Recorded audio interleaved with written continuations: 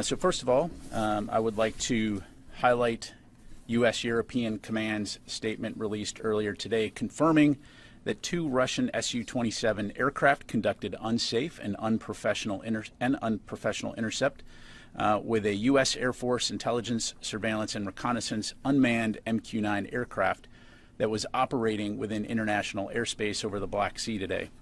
To recap, at approximately 7:03 a.m. Central European Time, one of the Russian Su-27 aircraft struck the propeller of the MQ-9, causing U.S. forces to have to bring the MQ-9 down in international waters. Several times before the collision, the Su-27s dumped fuel on and flew in front of the MQ-9 in a reckless and unprofessional manner. This incident demonstrates a lack of competence in addition to being unsafe and unprofessional.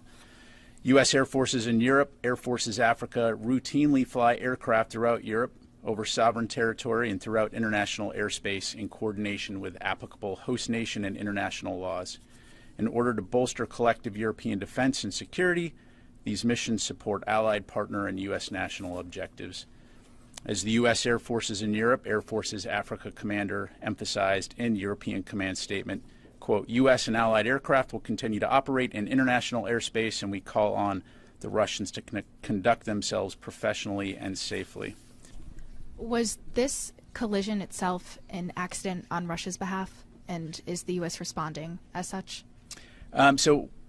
We are continuing to assess exactly what happened, but I think based on the actions of the Russian pilots, it's clear that it was unsafe, unprofessional, and I think the actions speak for themselves.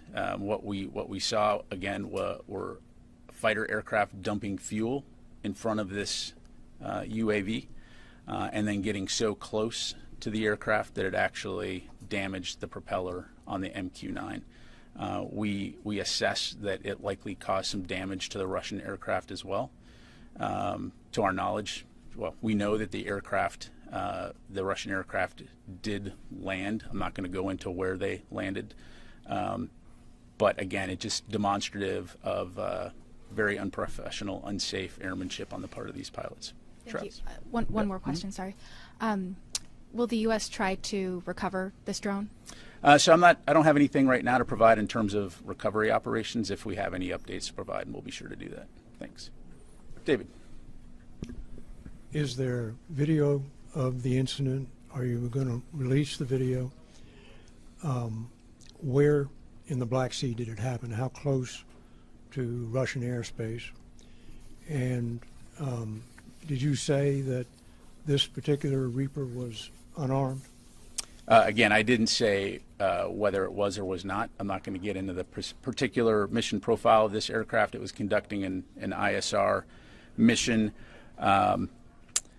In terms of the specifics, David, I'm not going to, at this point, be able to get more specific other than the Black Sea region in international airspace, well clear of any type of, it was international airspace. And then, I'm sorry, the other part of your question?